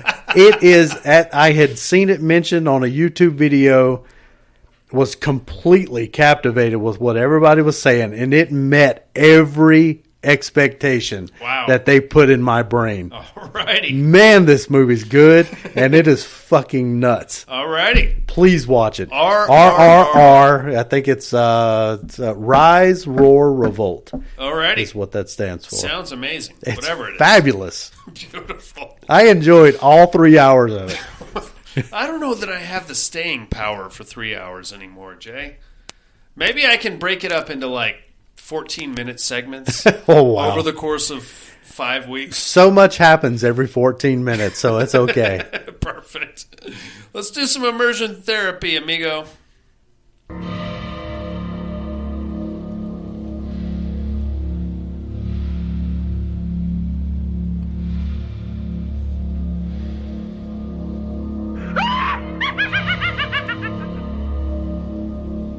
Immersion therapy.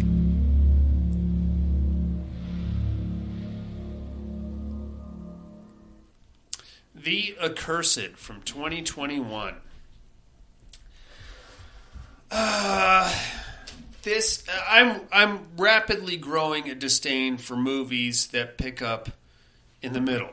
You know what I mean? When you start off with this big prescript of shit that we just have to accept happened and hope that we understand. I gotta be honest. I don't know what in the fuck happened with this movie. Boring as fuck all. Like, Gypsies. I was interested in. I liked the start. I like some Gypsy Curse movies. Sure. Yeah. I dig me some Thinner. You know. We didn't really go there. Yeah, but it's you got the like Gypsy type. Sure. Right. Yeah.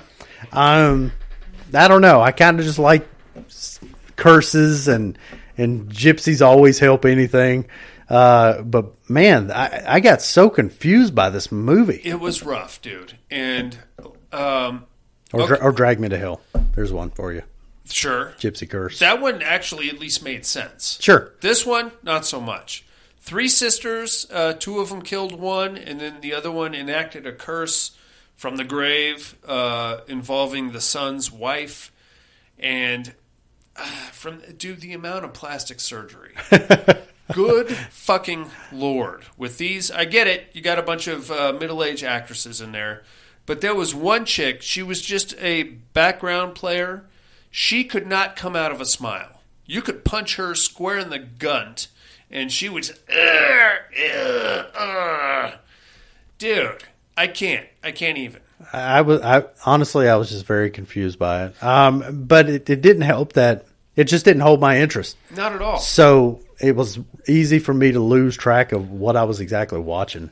The vines were the CGI on the vine gag and like the cuts on the chick's leg as she was being wrapped in the vines. Sure.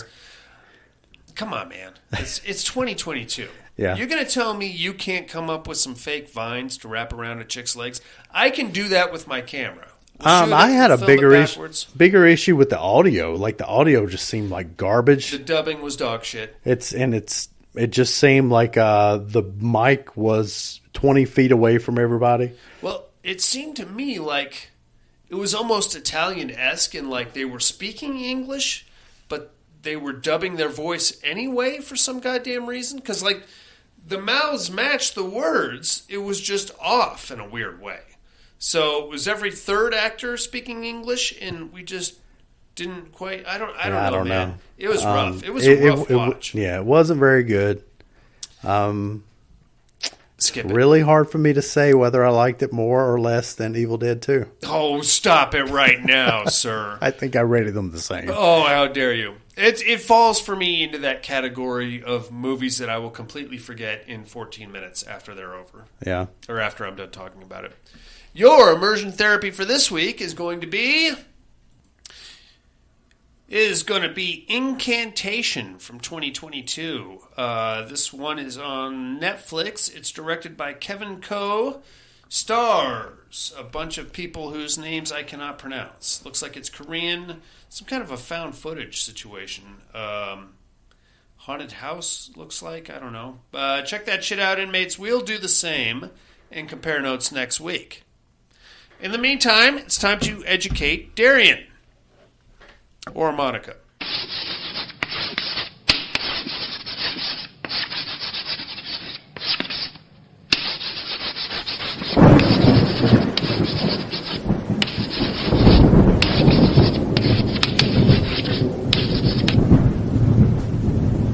Educating Miss Monica.